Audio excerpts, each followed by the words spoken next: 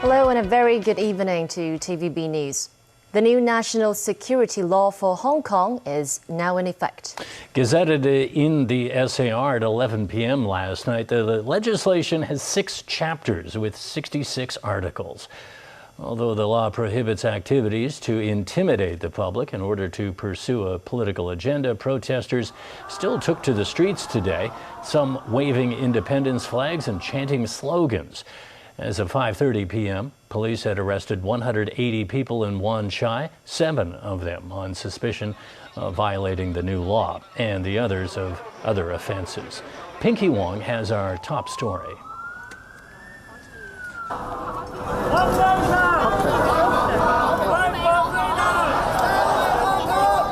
Hundreds of protesters gathered in Causeway Bay around noon in defiance of the national security law that came into effect yesterday. Pro-democracy groups set up booths in the vicinity. Probably in the future, we may never see a million people on the street again, not because we are satisfied with the government, but just because we are now living in fear. But I still have hopes and do believe in Hong Kong, especially the younger generation, that we will keep on fighting. Some gave out banners denouncing the Chinese Communist Party. At around 1 p.m., police gave warnings on an illegal assembly. Pro-democracy lawmaker Andrew Wong was pepper-sprayed and apprehended by officers. Crowds also gathered around Patterson Street. Officers raised their new purple flag. It warns people of arrest and prosecution for displaying flags, banners, or chanting slogans or conducting with an intent such as secession or subversion, which may constitute offenses under the Hong Kong SAR national security law. Sources said the force issued an enforcement guideline on the law at midnight yesterday, noting evidence will be collected in formats like video recording. Activist Lee Chuk-yan was chanting slogans, holding a banner that read "National Security Law ends one country, two systems." He was pulled down and pepper-sprayed by police. The crowd spilled onto the streets chanting "Hong Kong independence, the only way out." This amid a police ban on the annual march for the first time in 17 years. Officers also made their first arrest under Beijing's new national security law. A man who had a Hong Kong independence flag was arrested near Patterson Street. At around 3 p.m., another woman with a sign displaying the British and American flags calling for Hong Kong's independence was arrested at Eastbourne Road. Police deployed an armored vehicle and water cannon along Canal Road, spraying pepper-based solution against the crowd.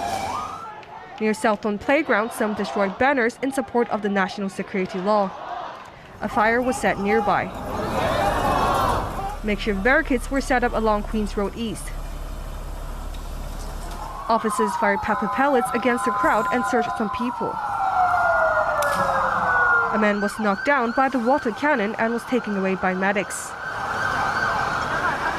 Similar scuffles continued around the island side, with officers firing tear gas to disperse the crowd.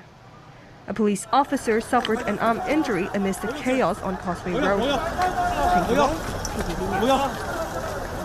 In Beijing, the State Council spent more than 2 hours today taking questions from the media on the newly passed law. Authorities called the law a guardian of Hong Kong's prosperity and warned the opposition camp not to cross the red line. Zhang Xiaoming, Deputy Director of the State Council's Hong Kong and Macau Affairs Office, said the legislation is an important step towards enhancing the city's governance. He also denied claims that the new law is wiping away one country, two systems.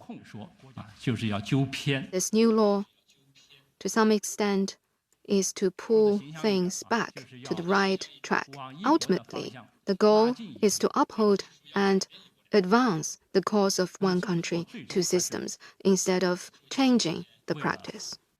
He added that even though the purpose of legislation is not to take the city's opposition camp as an imaginary enemy, they should reflect and adjust their acts and must not cross the line.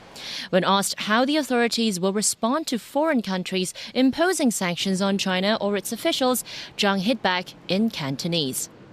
It's none of your business. We Chinese will not be scared by anyone. Long gone are the days when we Chinese had to take cues from others.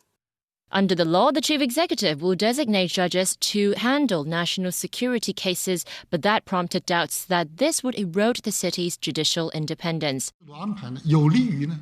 Such institutional arrangement can help make the adjudication of cases more efficient. With a certain name list of designated judges, they can apply consistent standards in trying relevant cases. Authorities said they also hope young people will have a strong sense of national identity through education.